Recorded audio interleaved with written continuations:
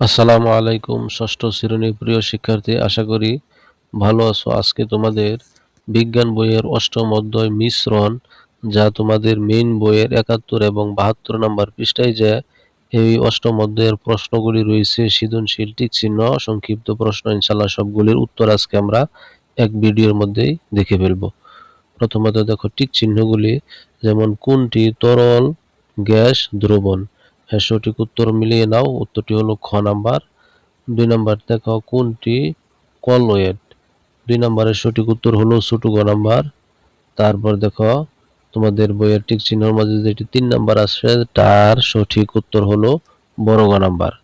4 number এর সঠিক উত্তর হলো খ নাম্বার। এবার আমরা দেখো সৃজনশীল আছে দুইটি, উত্তরগুলি আমরা জেনে নেই। 1 নম্বর সৃজনশীল দেখো, কক্সবাজারে সমুদ্রের পানিতে নেমে প্রিয়ন্তী এই গল্পটি তোমাদের সৃজনশীল হিসেবে আছে বইয়ে। দেখো আমরা উত্তরগুলি দেখি।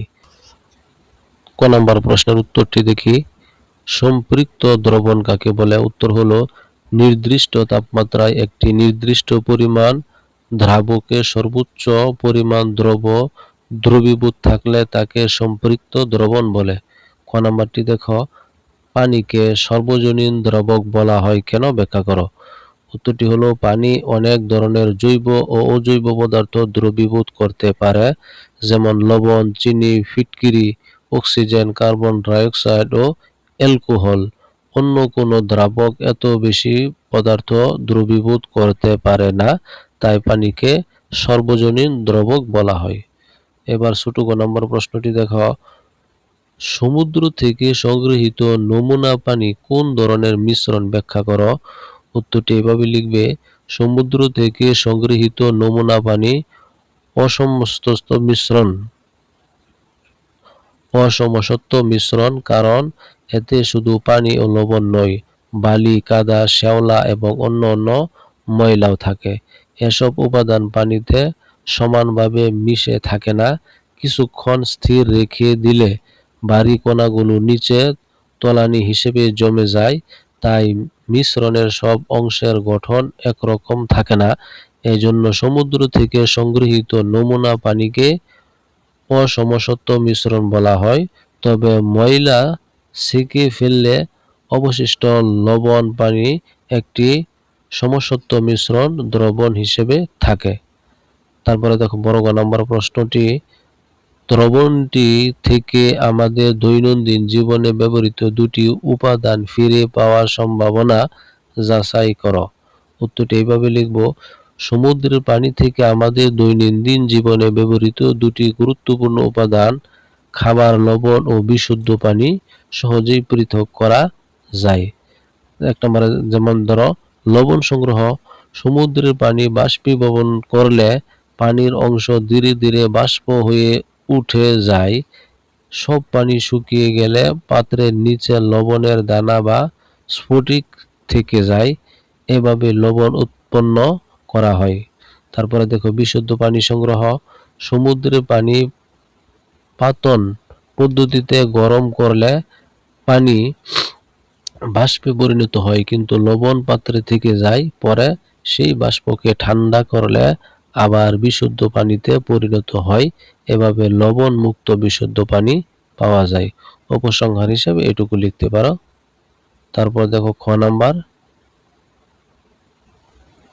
এটা আমরা আগে দেখেছি। এখন 2 নম্বর যে সৃজনশীলটি আছে সেটি দেখো বইয়ে আছে, আমরা উত্তরগুলি দেখি। যেমন ধরো, অসমসত্ব মিশ্রণ কাকে বলে?